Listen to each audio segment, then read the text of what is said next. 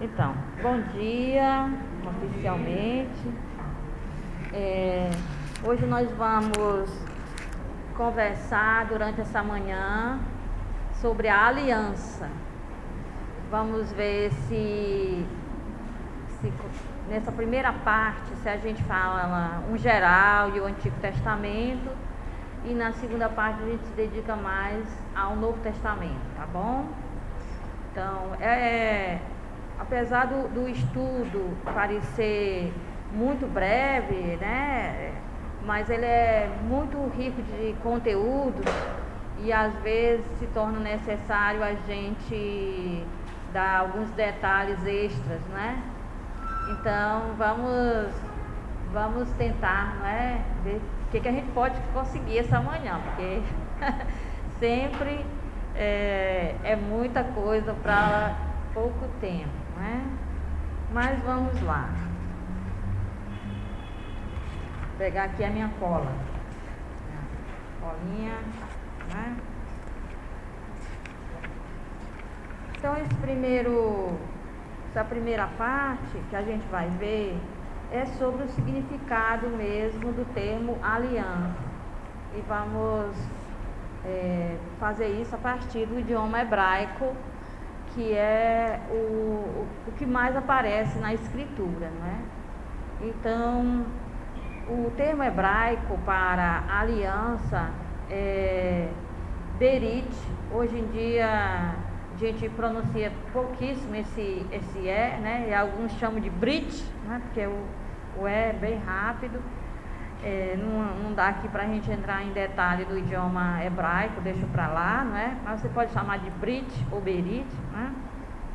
E aliança, é traduzido por aliança, mas também significa casamento, um contrato político entre reis naquela época, né? Hoje em dia esses contratos, acordos políticos, né? Nós temos aqui o político, que é o Carlos Onofre, né? Lida com essas coisas de acordo político. É um contrato social, né? De compra, de venda, não é? De ceder direitos a alguém, não é? Também é isso, é um contrato. É um contrato econômico, não é? Também de mercados, não é? E é um contrato religioso, um pacto religioso, não é? Como aqui temos as irmãs que fazem os votos religiosos, né? Então tem todo esse sentido. E a gente tem que tomar cuidado para não entender algum texto bíblico pensando que a aliança de Israel com Deus, de Deus com Israel, seja um contrato econômico do tipo eu te dou dinheiro, você me dá o que eu quero, como hoje acontece, não é? Está muito assim de dê sua oferta e Deus te dá. Então você está comprando, é um contrato de compra e venda, não é? Então tomar muito cuidado com isso. Também não é um contrato, apesar de ter a terra de Israel estar envolvida, mas não é um contrato no sentido de que você faz o que eu quero e eu te dou essa terra, se você não fizer o que eu quero eu te expulso dessa terra. Não é bem assim, a gente tem que entender tudo isso, né? Então seria mais no termo aliança, que aparece mais, o que a gente vai ver hoje é o sentido conjugal, matrimonial, nupcial. Então aliança aqui como casamento, né? Como um modo de falar de Deus, do relacionamento de Deus com o povo, de Deus com as pessoas, falar de uma forma alegórica, de forma simbólica, como sendo de um casamento, certo? Em que Deus é o esposo e que as pessoas fazem o papel da esposa. Então nós vamos usar aqui no sentido teológico de aliança, da antiga aliança e da nova aliança, é um sentido simbólico, quer dizer, é uma forma de se dizer com uma palavra humana, cotidiana, que é casamento, aquilo que não se tem palavra humana para expressar, que é o fato de Deus ter escolhido e manter, escolhido pessoas e manter com essas pessoas um relacionamento de intimidade, e um relacionamento de empenho de ambas as partes em se manter fiéis, né? Então é nesse sentido. Então, claro que é uma questão simbólica. E só mais uma vez para lembrar, né, principalmente para aqueles que estão vindo agora, pela primeira vez, ou estão no início, né?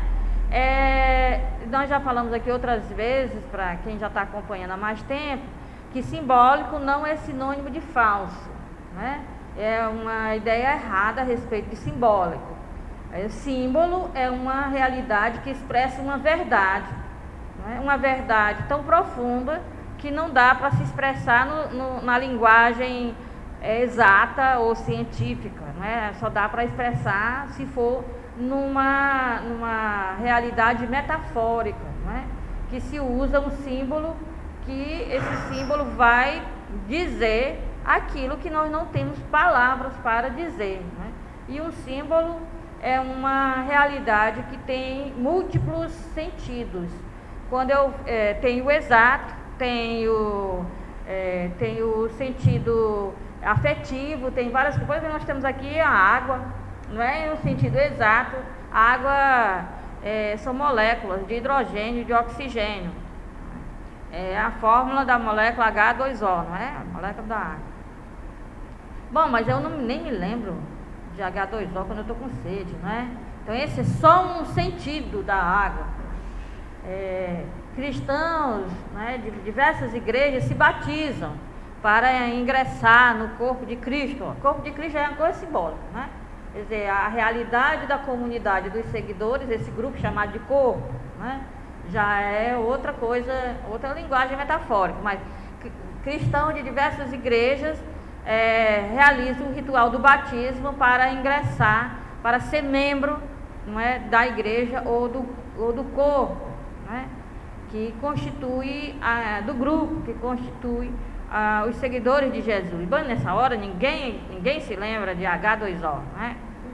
Certo? Quando estamos aqui no Nordeste, com esse calorzinho, né, do Nordeste, a gente quer tomar um banho, ninguém está lembrando de hidrogênio nem de oxigênio. Então, a água tem os múltiplos sentidos, só um elemento para citar, né?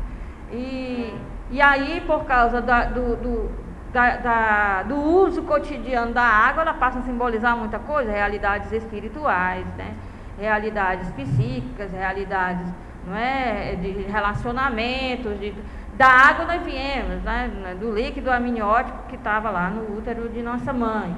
E aí vai simbolizar a vida e etc. Não é? Então, o símbolo significa isso. O símbolo é uma realidade que diz mil e uma coisa, né? Então ele é um conjunto de diversos sentidos, né? E que o sentido exato é um deles. O sentido científico exato é um dos sentidos, não é a verdade, não é? Porque a verdade não pode ser um sentido só. Então é verdade que é H2O, é verdade que se usa num rito e simboliza uma vida nova, é verdade que é um renascer, é verdade, tudo isso é verdade. O sentido exato é só um dos sentidos. Então não confunda simbólico com falso, né? Os alunos lá da teologia, quando estão no primeiro ano, perguntam assim: professora, esse negócio aqui de Adão e Eva é verdade ou é simbólico? Eu digo: é tão verdade que é simbólico. É tão verdade que é simbólico, porque se não fosse simbólico, não iria compor a verdade de forma mais ampla, ia ser uma verdade restrita, ia ser a verdade científica, aí ia ser uma verdade tão restrita, não é? Então, a aliança, o casamento, não é?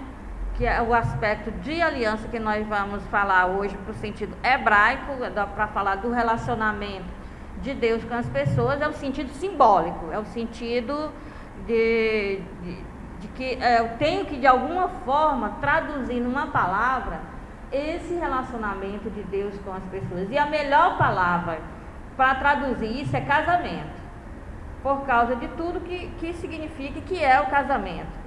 Então, é a coisa mais, é a palavra que mais diz, não é? O relacionamento. Mas para isso eu tenho que tomá-la num sentido metafórico, porque na realidade não é a mesma coisa que acontece entre um homem e uma mulher.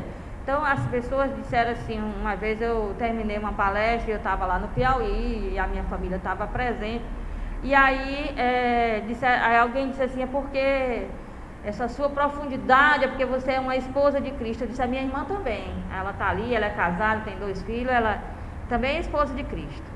Porque o fato dela ter um marido, não é? Um homem que é marido dela, não tira dela a intimidade que ela tem com Deus, pode ser até maior do que a minha, ela também é, não é? Porque não é a mesma coisa. Então, essa coisa de que as pessoas celibatárias são esposas de Cristo e as pessoas que não são celibatárias não são esposas de Cristo, como se tivesse Deus ser marido no mesmo sentido que um homem é marido, aí é complicado, porque não é, não é? Certo? Então quem é casado, viu? Viu, Elisandro? E os demais, né? Todos pode usar essa palavra matrimônio, casamento, para falar do seu relacionamento com Deus, porque é meu esposo. Né? Então, porque essa palavra está querendo traduzir uma realidade que não tem nome para dizer essa realidade, que é o nosso relacionamento com Deus. Não tem nome. E o nome mais adequado é isso, por causa de tudo que é o casamento. Né? Então vamos lá para a gente poder entender isso, não é? Por exemplo, aí, quando eu disser o número, vocês sabem aí que já localizar, não é? 10, né, pai? Temos algumas coisas aí importantes, né? Que primeiro o significado da palavra berit ou brit, né, em hebraico. As pessoas às vezes não entendem direito o que quer dizer, da onde veio, porque parece vir de um termo muito antigo, mas hoje em dia já se está mais de acordo que esta palavra venha do idioma mais antigo ainda, não é? Que seria berito, não é? Que quer dizer, berito quer dizer corrente, é um vocábulo acádico da Mesopotâmia. Bom, então os hebreus são povos que compõem, os hebreus vieram da Caldeia, né? Então faz parte da composição do povo hebreu o ramo caldeu, né? Claro que outras raças se relacionaram, fizeram aliança, né, e foram introduzidas dentro dos hebreus. Hoje em dia não tem cara de judeu, como não existe cara de brasileiro. Brasileiro é mistura de etnias, judeus também, né? Mas lá nos seus primórdios teve um ramo caldeu, né, para compor esse povo. Quem fez a visão global da Bíblia já sabe aí os povos principais que comporam, né, ajudaram a compor o povo hebreu. E no acádico, né, berito quer dizer corrente. Talvez a partir daí uma corrente tem elos, né? A partir daí se usou derivou do termo berito, corrente, derivou berite para significar o elo de ligação, o vínculo entre as pessoas. Inclusive as alianças que usamos, elas são como se fosse um elo, não é? O outro elo está lá na mão do outro, tá? Né? Então o elo, né? Então a aliança que usamos no sentido, o anel, né? O anel que significa o pacto que fizemos é um elo, né? Tá certo? Então berite provavelmente veio da palavra corrente, berito, corrente, que quer dizer elo, né? Então, como era que se fazia a aliança? Ainda no mesmo número, né? Como é que se fazia a aliança? A aliança era feita, geralmente tinha a ver com animais que eram partidos ao meio e também com refeição, né? Então a aliança, para fazer aliança entre duas pessoas, tem aliança para se tornar parente e aliança para deixar de ser parente. Vamos lembrar aqui algumas, né?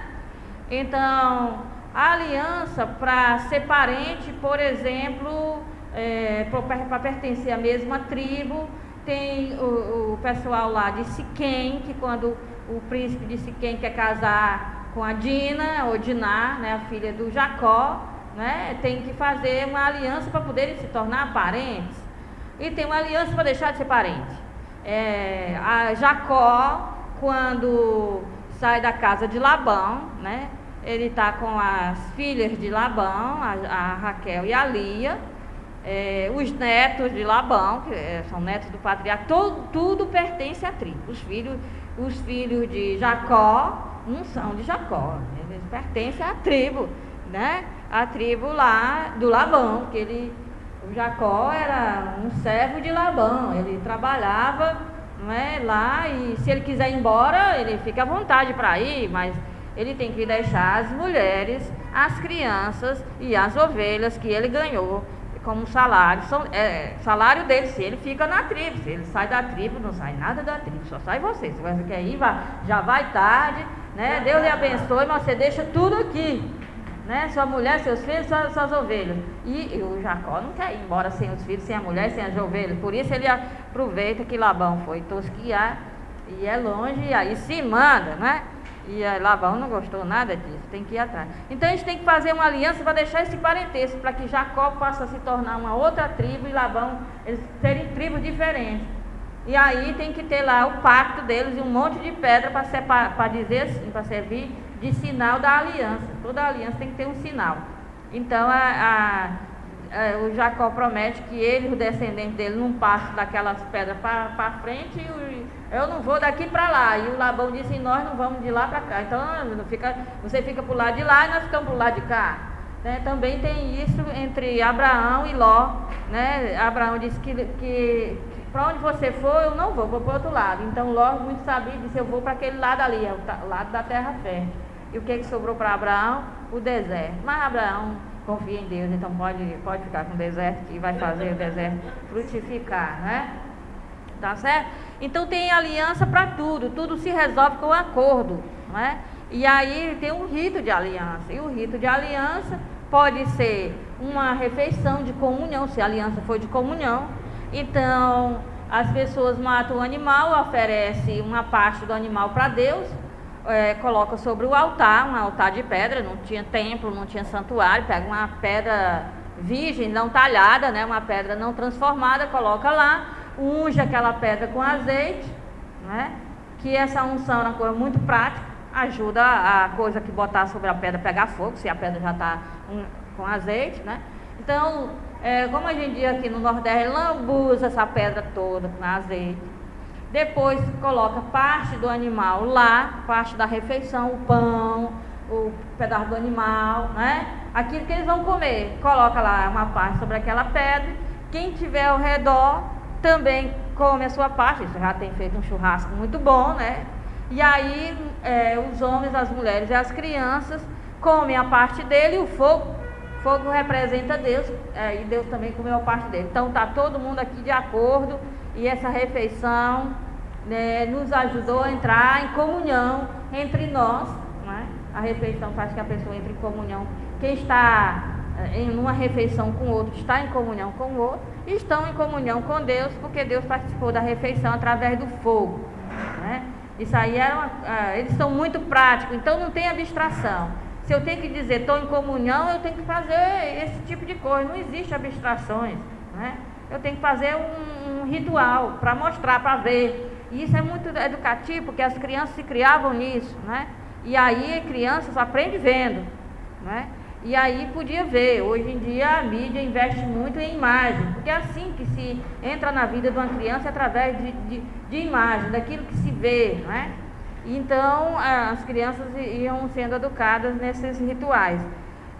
Um outro tipo de aliança é uma aliança que implica um juramento. Então os animais são cortados ao meio, tá? E são colocados em 2 altares, um em frente do outro, e as 2 pessoas vão passar no meio desses altares. Então, digamos assim, as pessoas ficam uma frente à outra e os altares do lado. Então, forma um corredor, os altares formam um corredor que as pessoas têm que passar. Então, digamos assim, eu e Fátima vamos fazer uma aliança, não é, Fátima? Vamos fazer uma aliança. Então, eu trago um animal, parto ao meio, reservo o sangue e as gorduras para Deus, não é? Você traz um animal e parte ao meio, reserva o sangue e as gorduras para Deus. Então você bota uma banda do seu animal num dos lados do corredor, no altar que está num dos lados, e a outra metade no outro altar que está paralelo ali, né, do outro lado do corredor. E eu faço a mesma coisa. Então nós duas vamos passar no meio, vamos atravessar esse corredor e vamos fazer um juramento. Quando estivermos bem no meio do corredor, né, lado a lado entre os altares, bem um altar de um lado, um altar direito, um altar à esquerda, aí nós vamos fazer o juramento. E nós vamos dizer assim, antes nós éramos separados, né? Mas agora nós vamos ser unidos, nós vamos ser parentes, nós vamos fazer parte da mesma tribo. Então, se isso não for respeitado por nós ou por nossos descendentes, aconteça o que aconteceu com estes animais que antes estavam unidos e agora estão separados. Então, metade de um lado, metade do outro. Então, tem um juramento imprecatório, né? Quer dizer, você faz uma auto-maldição. Você diz que aconteça comigo o que aconteceu com esses animais, não é? Então, tem esse tipo de rito, não é? Tem o juramento proferido e o animal lá cortado as duas metades. Depois a gente se detém mais nisso aqui. Outro sinal de aliança, por exemplo, é o arco, né? O arco do Senhor, que a gente chama de arco-íris. Na Bíblia, em hebraico, pelo menos, não tem arco-íris, porque Íris é uma deusa egípcia que usava arco e flecha. Então, aquele arco nas nuvens, aquele arco todo colorido nas nuvens, depois de uma chuvinha, era o arco de Íris, da deusa Íris. Um arco bonito, enfeitado, colorido, porque ela é mulher, né? A deusa. Não era um arco feio, igual o arco que os homens usavam. Então, aquele arco de Íris, o arco-íris, ficava nas nuvens. Na Bíblia não vai falar que é arco de Íris, vai falar o arco do Senhor. Mas se a gente falar o arco do Senhor, não tem mundo que sabe o que a gente está falando. Então, lá vai. O arco-íris, né, é um sinal, né? Os antigos entendiam o arco-íris um sinal de que Deus estava em aliança com eles. Outro sinal que vai aparecer muito na Bíblia é o sinal da circuncisão, que não é um sinal muito antigo, né? Na Bíblia, ele vem depois, né? De início não se exige para a aliança, por exemplo, com Noé, não se exige a circuncisão, não é? Mas depois com Abraão já vai se exigir. Então, tem vários sinais da aliança. A aliança, ela implica um sinal, mas o sinal pode ser dependendo da cultura. Para nós, aqui, nosso sinal é, se uma pessoa está comprometida, principalmente a mulher está comprometida, usa um anel nesse dedo, né, anelar, chamado anelar por causa do anel, que se acreditava que nesse dedo terminava uma via sanguínea, não sei se seria uma artéria, alguma coisa assim, que vinha do coração até aqui. Então, usar um anel no dedo chamado de anelar significava prender o coração. Então, meu coração está preso a um juramento que eu fiz, a um voto que eu fiz, a uma promessa que eu fiz de fidelidade, de intimidade com alguém, não é? Então, por isso que é na mão esquerda, porque é para prender o coração. Meu coração está preso, porque onde estiver, né, o teu coração, aí está o teu tesouro, aí está o que há de mais importante para si, né, para você. Então, prendo o coração para dizer, o meu coração está preso a alguém, eu sou fiel, ali está o meu tesouro, ali está o que há de mais importante para mim, não é? Então, usava essa linguagem simbólica, com muita tranquilidade. Mas podia ser, já no Oriente, as mulheres que se cobrem bastante, elas usam um sinal visível na testa para dizer, estou comprometida, não é? porque ela está quase toda coberta, o que tem descoberto são os olhos, então sobre os olhos ela usa um sinal para que veja que ela não está disponível, ela está comprometida, não é? Certo? Mas lá na Bíblia aparecem vários sinais, um monte de pedra, não é? As tábuas dos mandamentos, não é? A circuncisão, o arco, qualquer outro sinal que as pessoas escolham para dizer, servir ali de sinal para a posteridade que há um compromisso firmado, não é? Pode ser qualquer uma dessas coisas. Bom, então o que é típico da aliança é esse compromisso e esse empenho bilateral de duas partes, né, que se compromete e se empenha em manter a fidelidade àquilo que foi acertado, aquilo que foi acordado, aquilo que foi contratado, né? Então tem que ser pessoas livres para assumir de forma livre aquele compromisso. Então não dava, por exemplo, a Deus fazer aliança com os hebreus no Egito, porque não eram livres para fazer aliança com ninguém. Então primeiro ele liberta e depois que estão livres, saíram do Egito, pode ir para onde quiser, porque as pessoas que fazem aliança continuam livres, elas se comprometem, mas elas continuam livres. Sempre haverá a possibilidade de voltar atrás, né, daquilo que foi prometido, elas têm que continuar livres. E aí, isso será a grande tentação, a infidelidade, ou romper o contrato. O contrato tem que ter espaço para romper o contrato, não é? E então, quando eles estão no deserto, que eles estão livres, que eles podem ir para onde quiserem, aí sim Deus faz uma aliança com eles, né?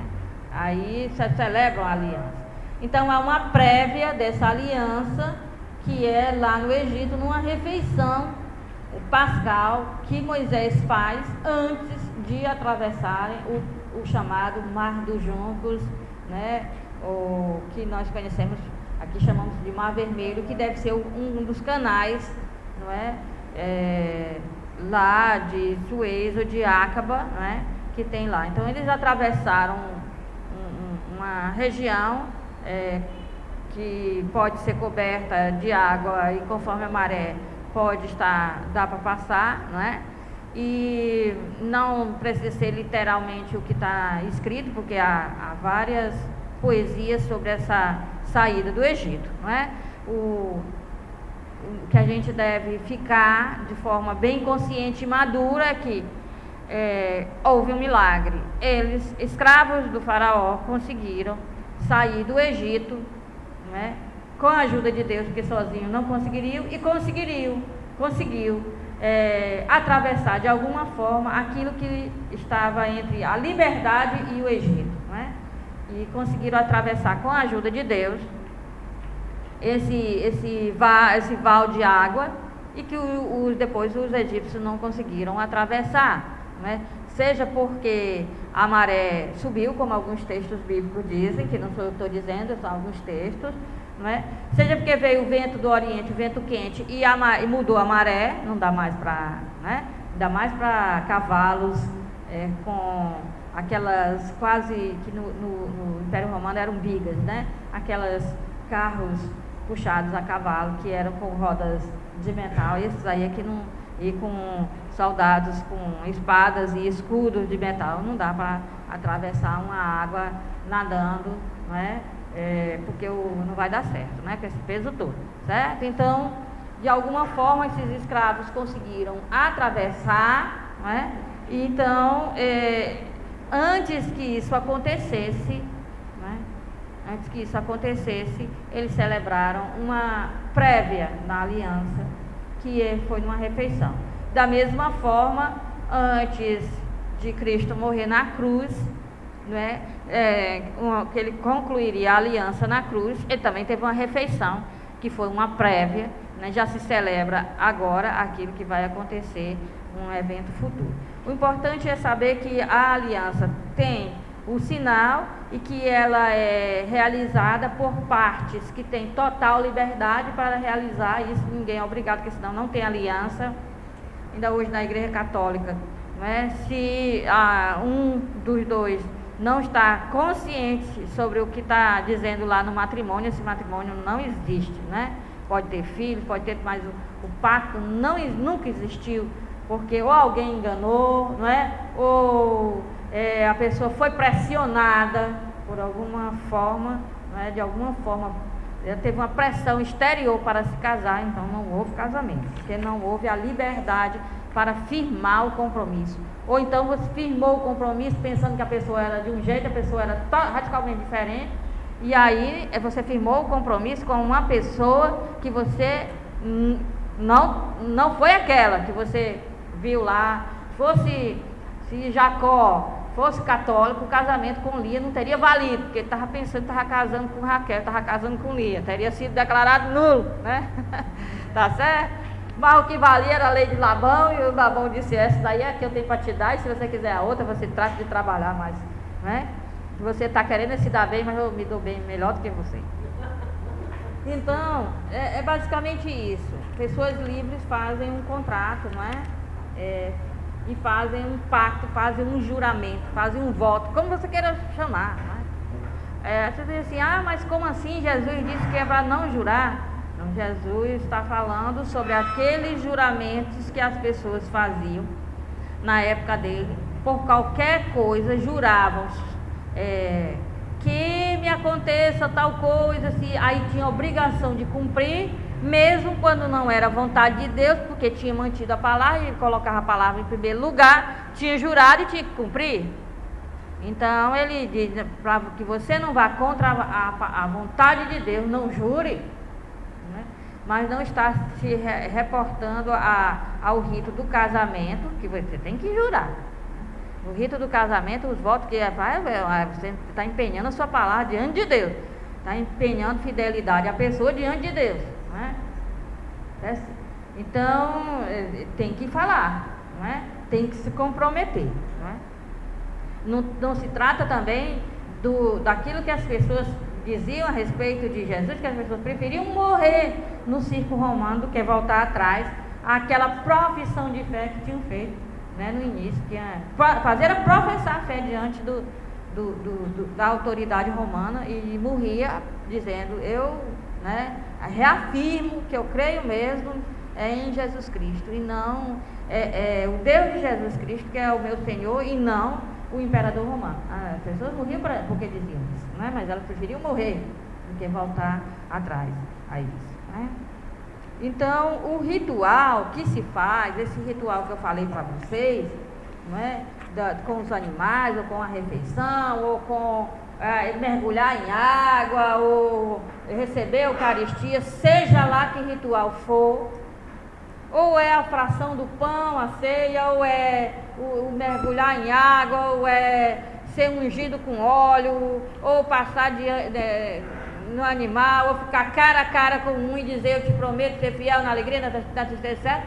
Qualquer que seja o ritual, ele só tem sentido, ele é exterior, ele só tem sentido se tiver uma determinação interior.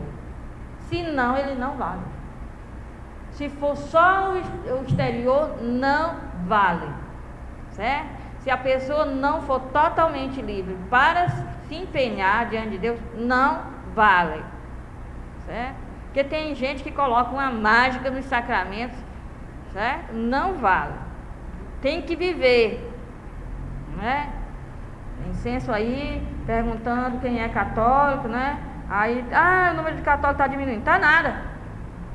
As pessoas estão tendo vergonha na cara e assumindo a própria religião, ou o fato de não ter religião, em vez de ficar dizendo por senso que são católicos. Graças a Deus, que diminua mais ainda, porque católico mesmo é aqueles que a gente vê empenhado na transformação do mundo, comprometido em trabalhar para o reino de Deus. É isso aí sim, esse monte de gente aí eu não conheço não, né? Tá certo? Então, cristãos assim, católicos ou não, cristãos assim, só de palavra, não existem. É só para tirar foto, ou então para tá aí lá o número no censo, né?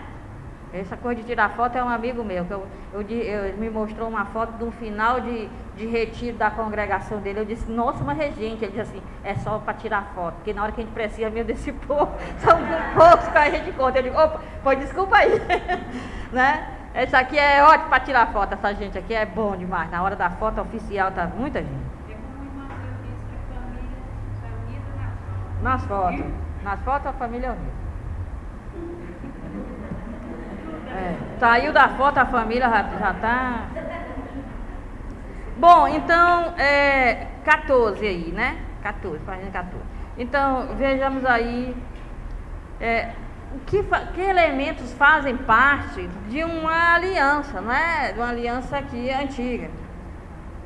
Ela faz, primeiro, né, logo abaixo aí a citação, tem assim, Deuteronômio 4, Deuteronômio, capítulo 4, versículo 44, até o capítulo 28, são muitos capítulos, são 24 capítulos, né? Versículo 68, é a narrativa da aliança de Deus com os hebreus, né?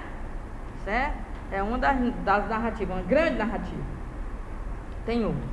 Então, estudando isso aí, vimos o seguinte. Essa aliança se parece com os tratados assírios. Por que eu digo que parece com os tratados assírios? Porque quando encontraram a biblioteca de Nínive, havia várias alianças no contrato. Então era desse jeito. Então agora a gente não pode comparar com outras coisas, só pode comparar mesmo, não é? Com aquilo que estava lá nos assírios, que é o que a gente tem, é o material que a gente tem para comparar. Então tem um preâmbulo.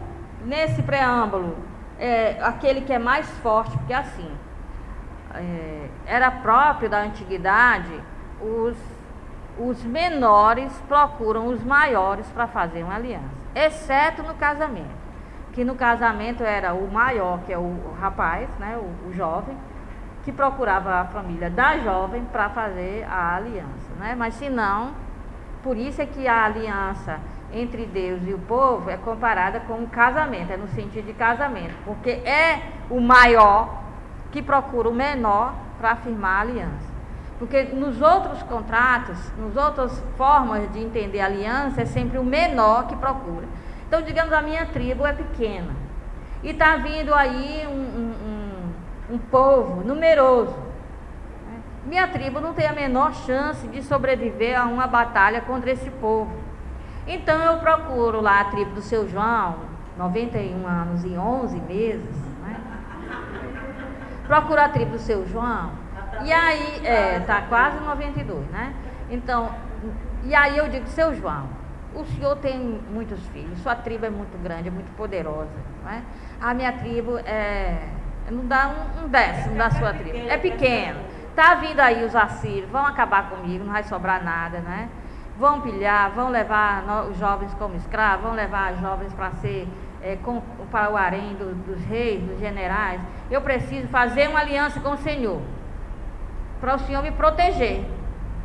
Aí ele vai dizer, e o que você tem para me oferecer, né? Porque ele é o grandão, ele não tem nada a perder com ele, não vai. O que você tem para me oferecer? Não, nós somos pastores. Vamos acertar aqui uma parte do rebanho, né? Será entregue todo ano para o Senhor. Quanto que de rebanho? Aí nós vamos acertar.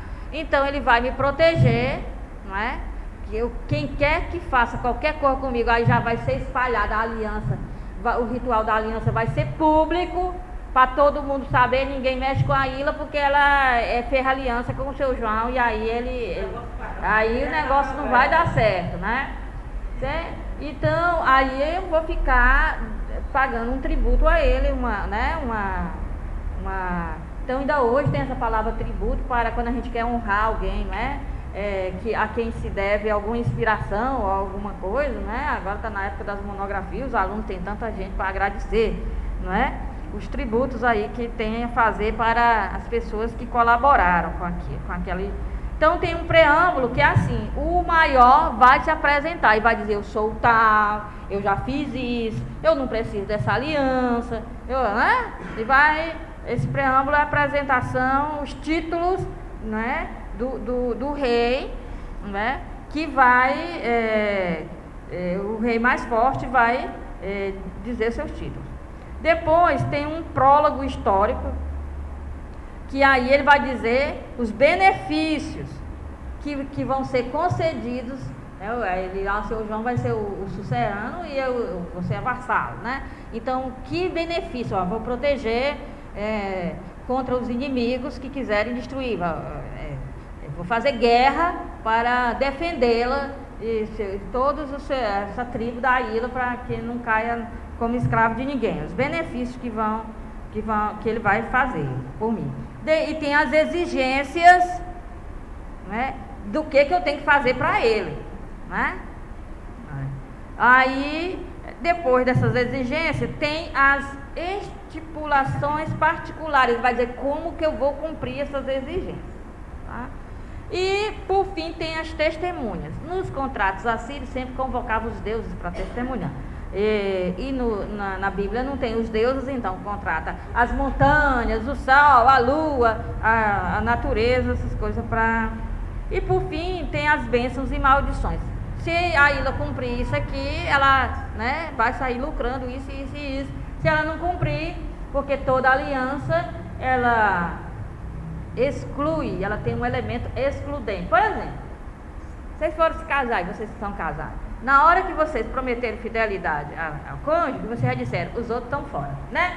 Nádia, quando está se casando, diz assim, olha, eu prometo a fidelidade total, isso aqui, e os outros homens não têm mais esse valor na minha vida, está fora.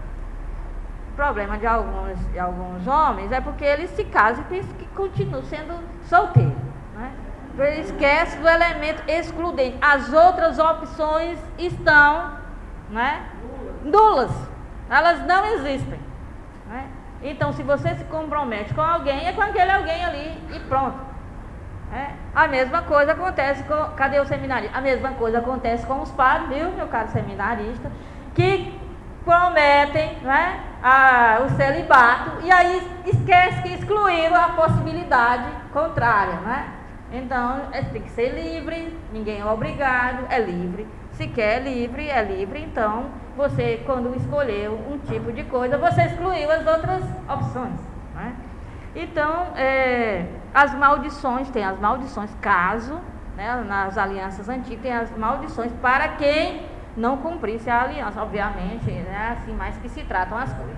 Quem promete algumas coisas, né, seu João, para depois não deu certo, não vai ter amaldiçoado, não vai ter esse problema, né? Mas isso nós estamos falando das alianças antigas, né? Certo? Então, a mesma coisa que tinha nesses contratos assírios, que eram esses elementos, estão lá na aliança de Deuteronômio, do capítulo 4 ao capítulo 28. Tem Deus se apresentando, dizendo o que já fez por Israel, dizendo o que vai fazer, dizendo o que Israel tem que fazer, como que tem que fazer e as bênçãos que ele vai receber, porque era um ritual normal de aliança, né? A mesma coisa está lá em Deuteronômio, né? Digamos assim, eu acho que é mais para frente, no 29, né, no Deuteronômio 28, tá aí, o Deuteronômio 29, capítulo 29, é o capítulo 30, tem também contando de novo essa aliança com esses mesmos elementos. Então veja, quando aparece, seja no Deuteronômio 4, do capítulo 4 ao 28, ou seja, no Deuteronômio capítulo 29 ao capítulo 30, tem sempre isso aí, o que Deus se apresenta, o que ele exige, como que isso vai ser feito. Por exemplo, nessas estipulações particulares, não é? Entra aí os lugares de culto, os sacrifícios, que tipo de animal pode ser sacrificado, os puros e os impuros, as festas, o sábado, não é? É como se realizar o rito, não se realiza de qualquer forma, né? Então, o que se quer dizer com isso aí? Quer dizer que a aliança era uma coisa que se usava todo dia para resolver coisas, para acertar coisas. A linguagem falada era muito importante. aquilo que se prometia para sempre. Então, digamos assim, se Jacó disse para Labão, eu e os meus descendentes não vamos ultrapassar esse monte de pedra, isso é contado para os descendentes dele e não é ultrapassar. Quer dizer, daqui a 100 anos, há 200 anos, há 100 anos atrás, o patriarca Jacó prometeu que nós não passaríamos daqui para lá, e ainda assim mantém a palavra. A palavra falada era muito importante. Ela era a única forma de existir na antiguidade. Era a partir da credibilidade da palavra falada. Porque senão não dava para conviver. Não dava. Porque se você se casava e não mantinha a promessa do casamento, que bagunça é essa? Se você, para não entrar em atrito com alguém, você prometia não ultrapassar um limite, você ultrapassasse, que confusão era essa? Se você vendia um terreno para alguém e o que valia era a palavra falada e depois você agia como se não tivesse vendido, isso é impossível de se viver numa sociedade dessa, não é? Então o que valia era a palavra falada, porque palavra escrita, pouquíssimas pessoas sabiam ler e sabiam escrever. Hoje em dia é o contrário, o que exige é a palavra escrita, não está escrito. Eu posso vender um terreno para Fátima, mas se nós não formos ao cartório, eu depois digo que não vendi e pronto, tem que estar assinado lá no cartório, não é? O que vale é o que está escrito, e antes valia o que estava falado, não é? O que estava escrito, ninguém sabia o que estava escrito, então não adianta. Então é um empenho mesmo. O que esses elementos querem mostrar é aquilo que as pessoas faziam no cotidiano, umas com as outras, em diversas situações, serviu para narrar o relacionamento que eles tinham com Deus, que era um relacionamento de empenho na fidelidade, de relacionamento de liberdade, um relacionamento de intimidade e que excluiu a possibilidade de culto a outros deuses. Excluía a possibilidade de eu me relacionar com esse Deus. Aí, sem esse conceito de aliança, não existe monoteísmo. Certo? Então é louvável. Você diz, mas é coisa de contrato, com esses negócios todos, preâmbulo, histórico, não sei o que, compromisso.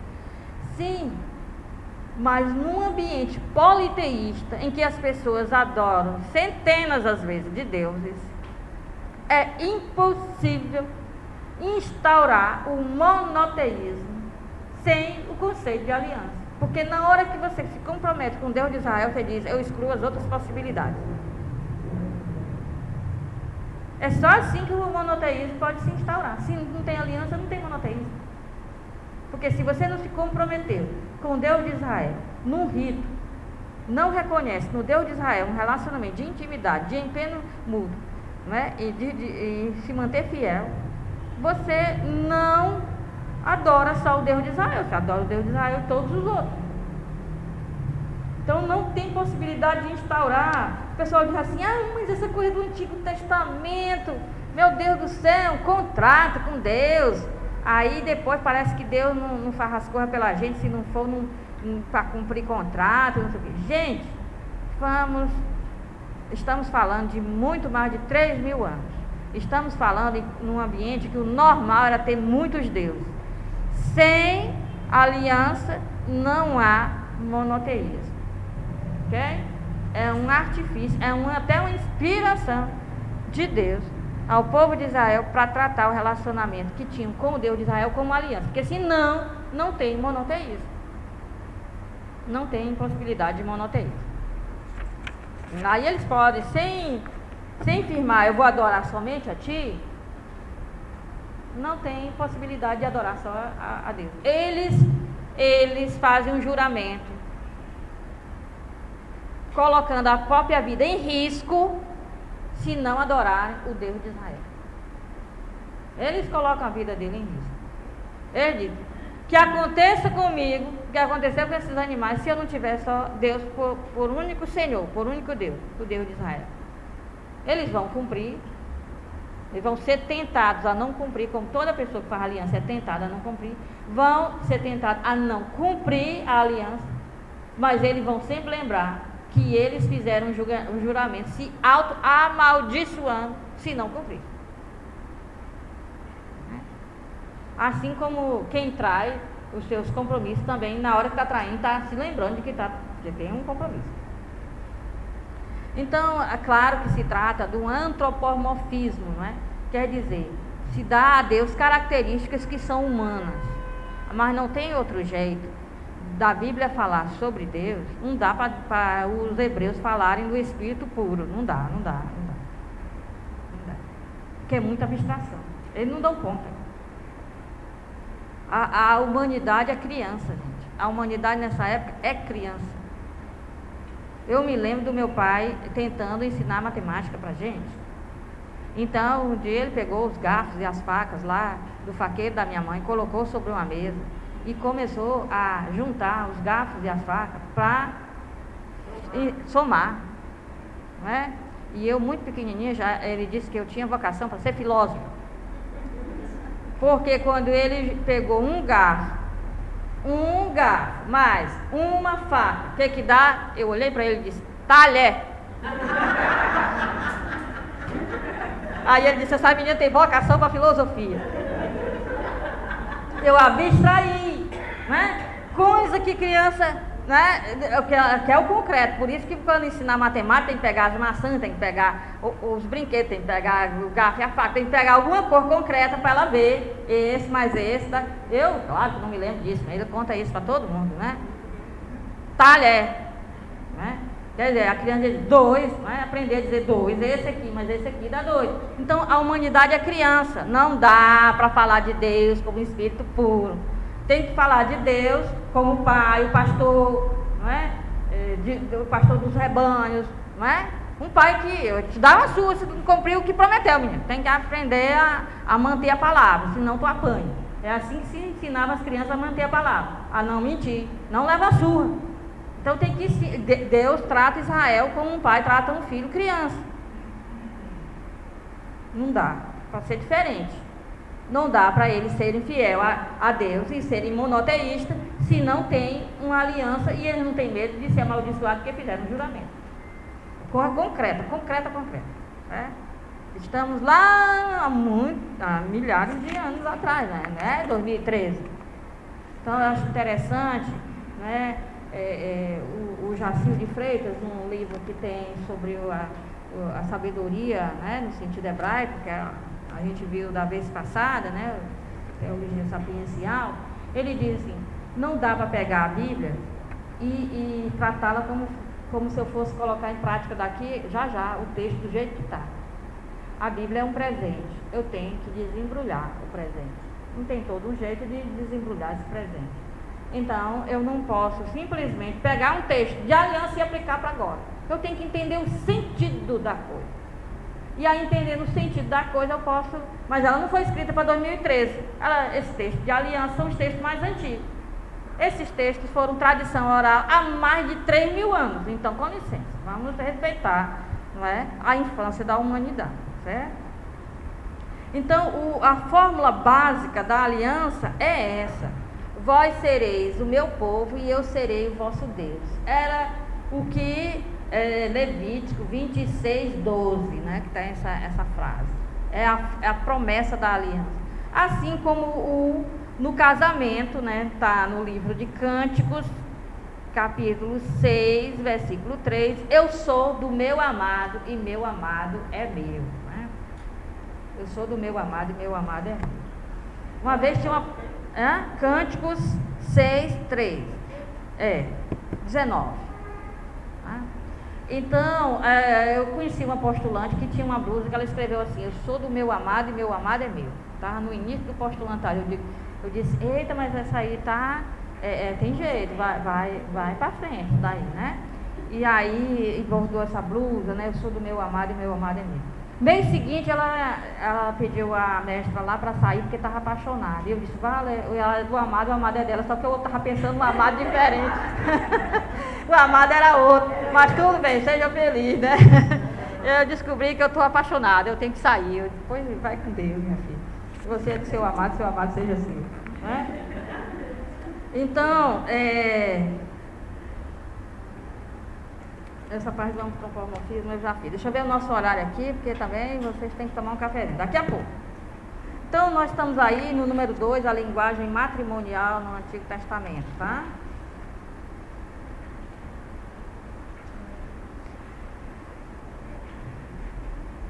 A gente tem que ir rápido, porque afinal de contas depois vocês vão ler mesmo. A gente está dando os elementos necessários para que vocês possam ler, que é muito gostoso essa leitura, né, do Jacil, é ótimo, né? Bom, a linguagem matrimonial é a linguagem mais assim presente mesmo na Bíblia para falar do relacionamento do povo com Deus. Agora é interessante que a linguagem matrimonial tem 2 elementos, que um é o amor e o outro é a escolha, né? A pessoa ama e escolhe. Então, quem se sente amado se sente escolhido, né? Então, se a moça que vai se casar, ela pensa assim: bom, entre todas da minha idade, as minhas vizinhas, as minhas irmãs, né? As colegas lá do colégio, ele escolheu a mim, né? E da mesma forma ele pensa: bom, entre todos que podiam até ser mais bonitos, não sei, mais eu, mais inteligente, ela escolheu a mim, né? Então a pessoa se sente, quando a pessoa se sente amada, a pessoa se sente escolhida, não é? Se sente escolhida, é um sentimento que a pessoa tem, uma intuição, não é? Um insight, como diriam, né? Que a pessoa tem de ter sido escolhida no meio de tantos, porque a pessoa que é amada, ela se sente assim: eu não sou merecedora do amor, né? A minha sobrinha, né, ela está apaixonada e ela fica assim uma meia hora diante do espelho, aí se olha de um lado, se olha do outro, do lado, se olha do outro, não, essa roupa não está legal, vai para outra aí, tia, que achou? Linda? Se olha de um lado, se olha, não. Então, a pessoa não se sente, a pessoa pode ser linda, pode ser maravilhosa, mas a pessoa não se sente digna, né? Tanto que tem medo de perder, porque se ela se acha, ela não vai ter medo de que ele escolha outro, né? Então, mas não se sente assim: eu sei que eu não mereço, né? E por isso posso perder, porque não mereço, né? Então tem que fazer o possível para manter a criatura presa. Então tem que usar a mesma roupa que agrade, veja se está adequado e tal. Senão não teria esse trabalho todo diante do espelho, né? Mas a pessoa tem aquele receio no íntimo, ela se sente indigna, né? Ela se sente indigna. E ela se sente escolhida. Então, quando ela pensa nas outras possibilidades, que, por exemplo, a minha sobrinha, quando ela pensa nas outras possibilidades lá do rapazinho lá, tem diante de si as outras colegas lá do colégio, ela tem receio de sair perdendo, porque quando ela é linda, mas quando ela se compara com as outras, ela se sente menor do que as outras. Então, por favor, não venha dizer com isso que Israel se sentia merecedor, melhor do que os outros, para ser um povo escolhido de Deus, que é o contrário. Então, todas as vezes que Israel foi arrogante, ele levou umas pancadas para saber colocar no lugar dele. O que Israel se sente é que quando ele está no meio de tantas nações, que ele percebe que há tantas nações do mundo, mas só eles adoram o Deus de Israel, e ele se pergunta: mas como que os antigos começaram a adorar esse Deus com esses outros deuses todos aí? Só pode ter sido porque esse Deus que nós adoramos olhou para nós e nos escolheu. Só pode ser isso, não é? Porque se estava no Egito, tinha todos aqueles deuses do Egito, se tem relacionamento com a Babilônia, tem todos os deuses da Babilônia, e nenhum desses povos que eles conhecem, lá no Canaã tem Baal, e nenhum desses povos que ele conhece adora aquele Deus que eles adoram. Como foi que chegaram à conclusão de adorar esse Deus? Como foi que conheceram esse Deus? Se não foi ele que tomou a iniciativa e escolheu esse povo. Mas na hora que eles se sentem amados e escolhidos por esse Deus, eles também se sentem insignificantes. Eles olham para a pompa do Egito e dizem: meu Deus, diante do Egito eu sou um grão de areia, né? Olham para a pompa daqueles impérios da Mesopotâmia e dizem, nós não somos nada. Quando Israel diz assim, um vermezinho, uma coisa insignificante.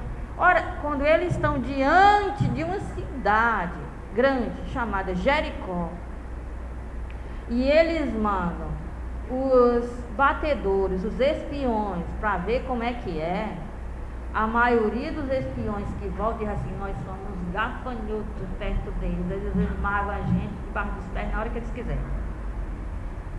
Então, de Israel, nunca, tem aqui no Ceará diz assim, fulano se acha, né? Quando fulano é arrogante, tem alta conta, né? Uma autoestima muito elevada, né?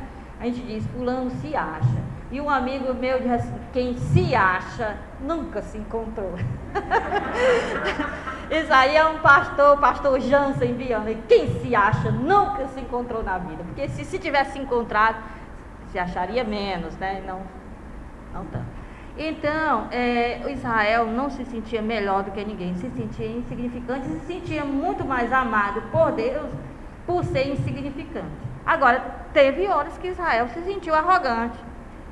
E essa arrogância de Israel, os rabinos comparam com a arrogância da moça lá, da jovem, do Cântico dos Cânticos. No Cântico dos Cânticos é uma história de amor, né? E amor, relacionamento amoroso tem seus altos e baixos, né? Tem as briguinhas, tem aquele que volta, tem que não volta. Eu tenho uma tia que a minha mãe disse que não sei quantas vezes ela pegava a aliança de noivado e jogava fora. Aí disse que uma vez jogou fora a aliança de noivado, depois se arrependeu e foram procurar e quase que não acha. E a minha mãe teve que ir maior trabalho para ajudar a encontrar, que na época era criança, teve que ajudar a encontrar essa aliança. Pois namoros tem isso, casamentos tem isso, vida comunitária tem isso, tem os altos e baixos, tem a raiva, tem o medo de perder, tem o choro, tem tudo, né? Então, a amada lá do Cântico dos Cânticos, o amado está viajando, ela se zanga porque o amado demora muito, e aí ele chega, está naquela neblina da noite, né? E aí ele bate na porta e diz, abre a porta, Mariquinha. Opa, isso aí é outra história. Então ele diz, abre a porta, minha amada. E aí ela diz, eu não abro não, né? E aí, aí ela quis se fazer de muito importante, disse, eu já passei o meu creme hidratante, naquele tempo era mirra. Eu já passei o meu creme hidratante, eu já vesti minha camisola, eu estou aqui tranquila, e eu não vou abrir não, essa porta não. Então ele fica insistindo lá, e ela, né, querendo ser valorizada, se achando, querendo ser valorizado, diz, não vou. Aí ele foi e disse, fez o que todo homem faz, assim, eu vou beber uma cerveja com os amigos. E foi. Quando ela viu que ele não estava mais lá, nem estava mais batendo, aí ela se desesperou. Eita, que ele foi procurar outra, que ele vai trocar por outra. Se troca, quem não queria nem se levantar da cama, se troca toda e sai na cidade, procurando namorado. Né? Certo? Então, os rabinos comparam isso aí com a época em que Israel perdeu a guerra, né, o povo de Judá, perdeu a guerra para a Babilônia. O profeta Jeremias dizia, gente, vamos nos submeter à Babilônia, vamos pagar um tributo, porque senão a Babilônia vem e leva os nossos queridos, né? Mata nossos queridos, nossos entes queridos, vai arrasar com esse país, né? Que nada, nós temos uma aliança com Deus, Deus tem a obrigação de nos proteger, né? Aí se achava, né? Então, o que aconteceu? Perdeu a guerra, né? E foram exilados para a Babilônia. Então os rabinos dizem, da mesma forma que a amada quis se achar e não abriu a porta, Israel não cumpriu a vontade, se achou muito importante para Deus. E aí, claro que diante do império daquele, eles não tinham a menor chance, perderam a guerra. Não é? Então, por causa da arrogância. Né? O livro de Judite vai dizer que Israel só perde a guerra quando ele não tem sabedoria, se acha melhor do que ele realmente é. Né? Então, quem é escolhido se acha pequeno, por isso que tem medo de perder. Então, quando se compara com as outras opções, diz, meu Deus, eu não tenho a menor chance, né? Só pode ser assim uma graça muito grande ter sido escolhido. Então, quando Israel se compara com as nações, se sente desmerecedor do amor de Deus e da fidelidade de Deus, né? Então, não é para Israel se sentir como, quando diz assim, Israel se sente o povo escolhido, mas é muito arrogante, não é? Mas é muito arrogante se sentir o povo escolhido por Deus, que Deus ama todas as nações. Agora só o seguinte, Israel é o povo escolhido por Deus para uma missão, não é? Ele é o povo amado por Deus, ele é o povo que, com seus defeitos e com seus acertos, ele disse sim a esse Deus.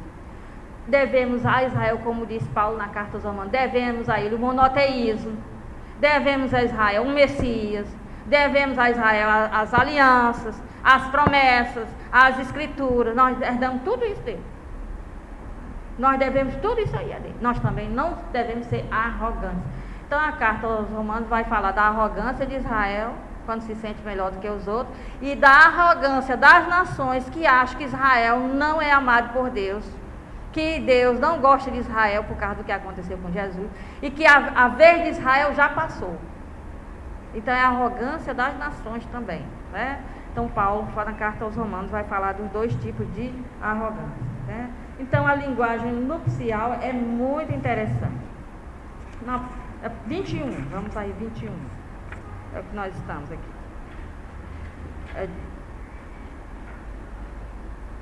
Então, Israel se sente como o povo que Deus amou e escolheu para uma relação particular de amor e compromisso mútuo na fidelidade e na exclusividade.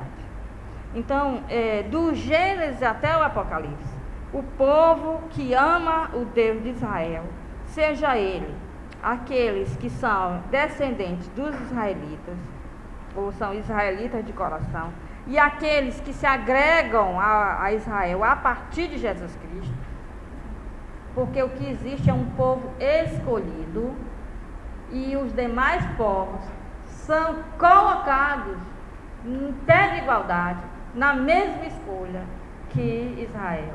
Então o que acontece? Paulo vai dizer o seguinte: era uma vez uma árvore, a oliveira, está lá na carta aos Romanos. Deixa eu fazer uma propaganda. Sabe por que eu estou falando da carta aos Romanos? Merchandising. É porque vai ter um curso lá na Paulo sobre a carta aos Romanos no próximo ano. 3 encontros sobre a carta aos Romanos. Não é fácil, você está sabendo, não me lembro da data, mas você já sabe. Ela fica cavando as coisas. Começa em março. E os 2 primeiros sábados de abril. Certo. Então, vai ter sobre a carta aos Romanos. Então, na carta aos Romanos, o que Paulo fala? Ele diz assim: o povo de Israel é como uma árvore, uma oliveira, aquela árvore da azeitona, não é? Certo? Agora, tem também a árvore, uma oliveira silvestre, a oliveira brava, que não nasce azeitona nela. Não nasce. O que a pessoa faz quando vê que uma oliveira é brava, que não vai nascer azeitona nela? Ela pega aqueles galhos da oliveira brava e enxerta na oliveira verdadeira. Na hora que aqueles galhos da oliveira brava começam a receber a seiva da oliveira verdadeira, eles começam a produzir as azeitoninhas. E como foi que eu consegui colocar e por que eu coloquei esses galhos da oliveira brava lá na oliveira verdadeira? Simples, porque a oliveira verdadeira, ela dá tanto fruto, que vai ficando, os galhos vão ficando secos, vão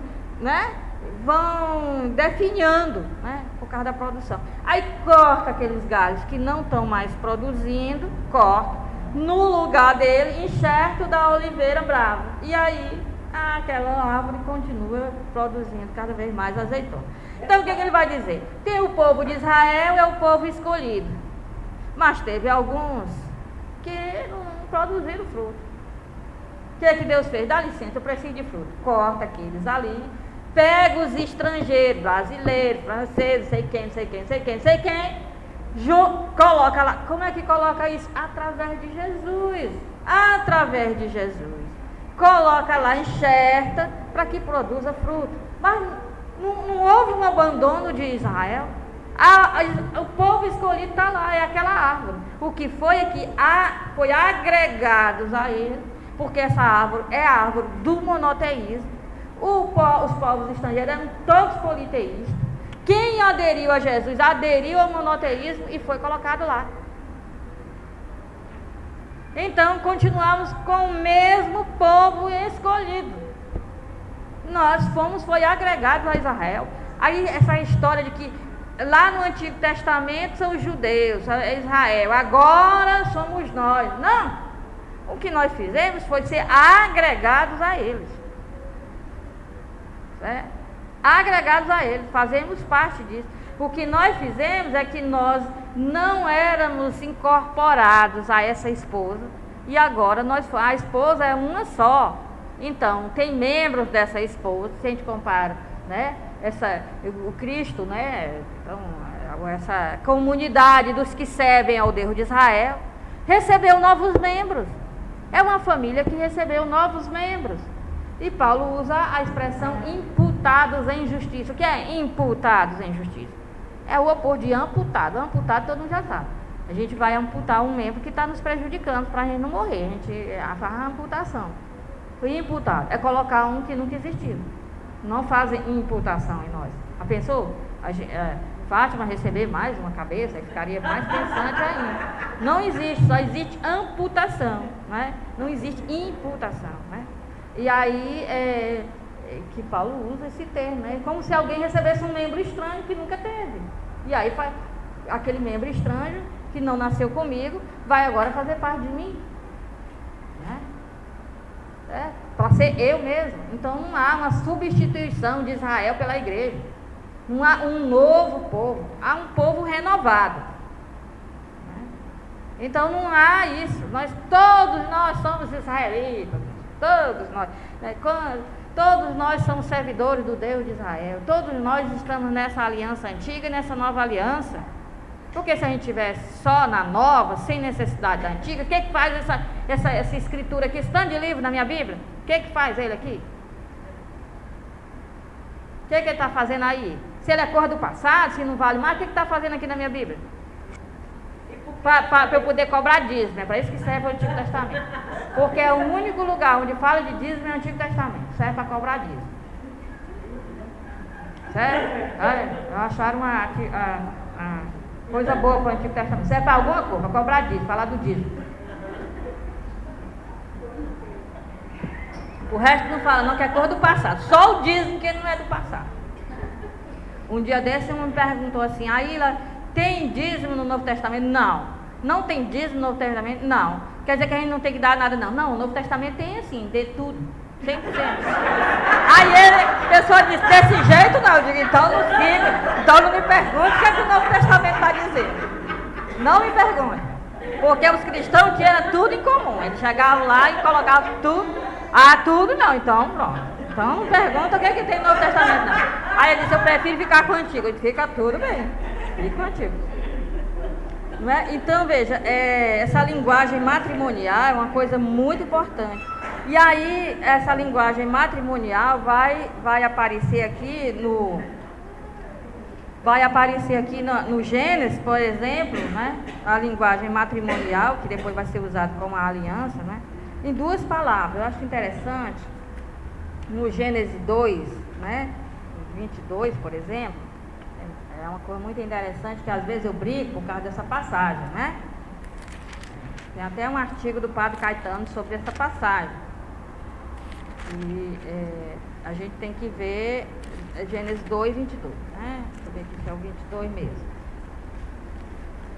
Então é quando Adão, né, está diante da Eva lá. Adão acordou e disse, meu Deus, o que é isso, né?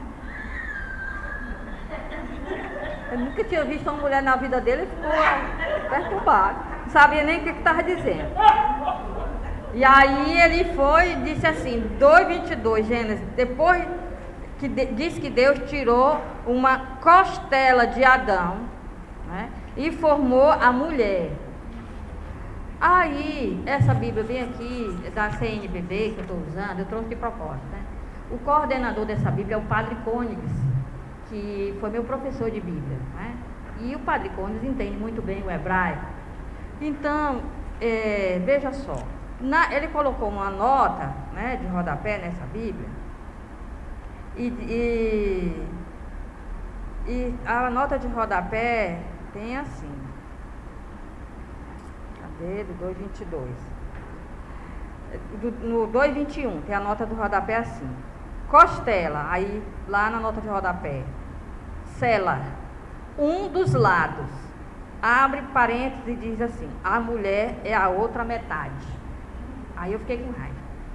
Aí eu cheguei para o padre Cones e disse: Padre Cones, o senhor sabe muito bem hebraico, né? O senhor é meu professor de Bíblia, e o senhor sabe que a palavra selar não significa costela. A palavra selar significa a metade, a margem, a banda, né? Um lado. O templo tem costela. Onde foi que já viu o templo? O lado oriental do templo. Está lá, selar. A costela do templo. Tem costela no templo de Salomão? É difícil, né? O rio é de selar, quer dizer, a margem do rio. Tem costela, rio tem costela, não tem. Então, eu quero saber, já que o senhor deu a dica, não é? Para o leitor, porque o senhor colocou na nota, na anotação, colocou de selar, quer dizer um lado, a mulher é a metade do homem. Selar quer dizer metade, não quer dizer costela. Por que o senhor não colocou lá? Aí ele disse: porque a Bíblia é da CNBB. Certo? BB quer dizer Bispo do Brasil. E aí os bispos que estavam chefiando disseram: você vai colocar costela. Aí ele disse: pois não. Aí colocou costela. Ele disse: ok, quem não está mais aqui, quem perguntou, né?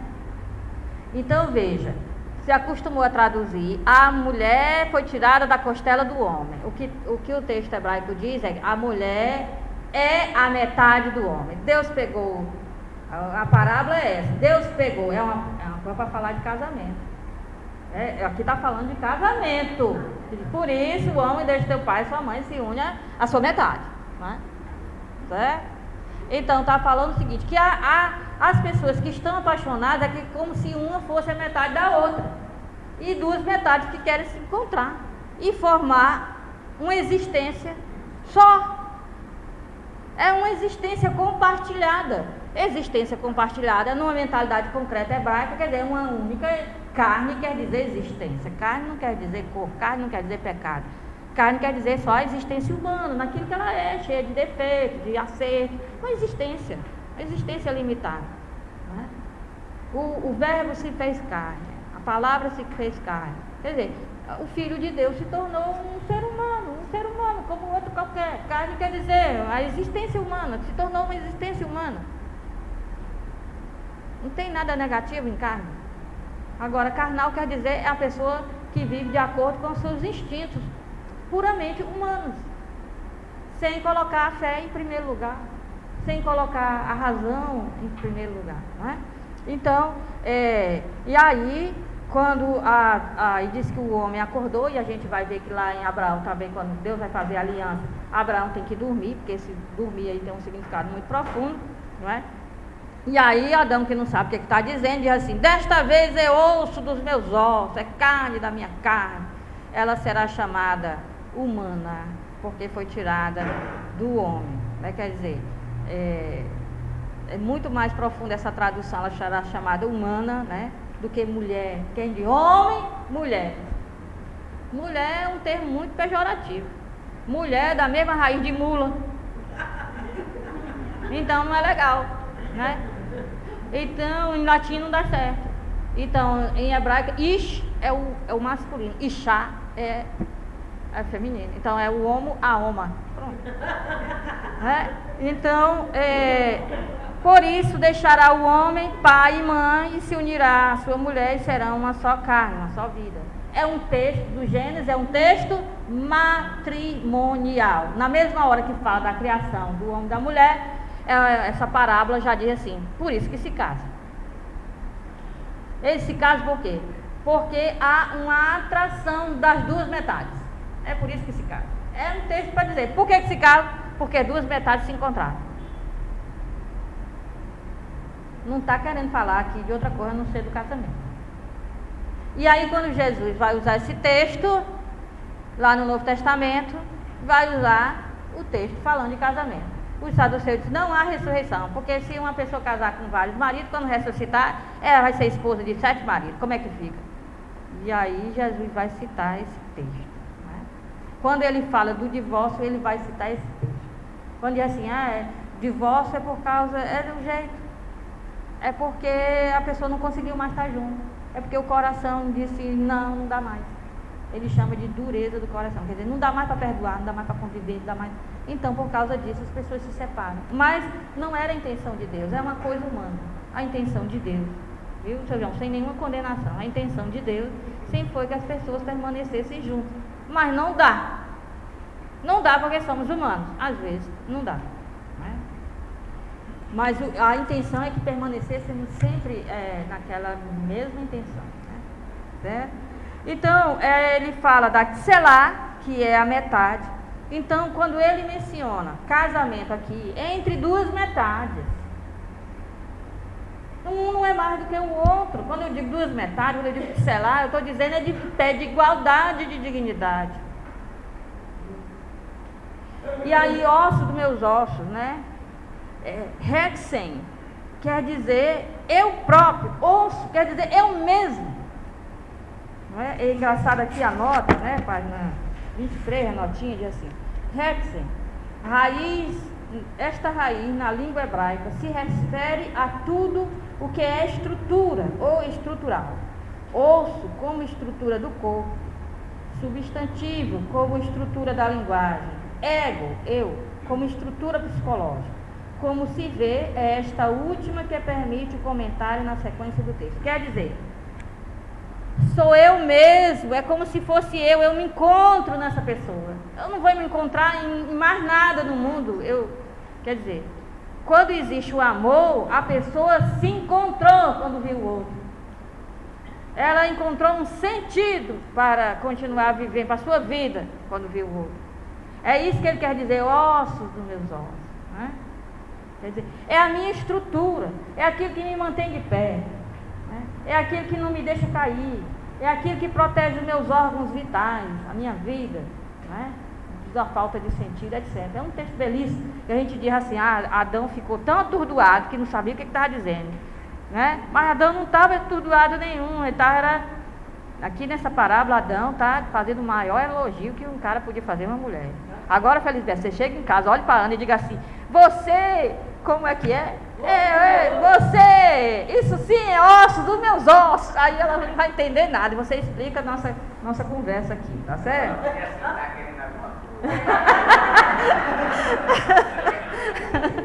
Oh, coisa engraçada, vocês são ótimos, né?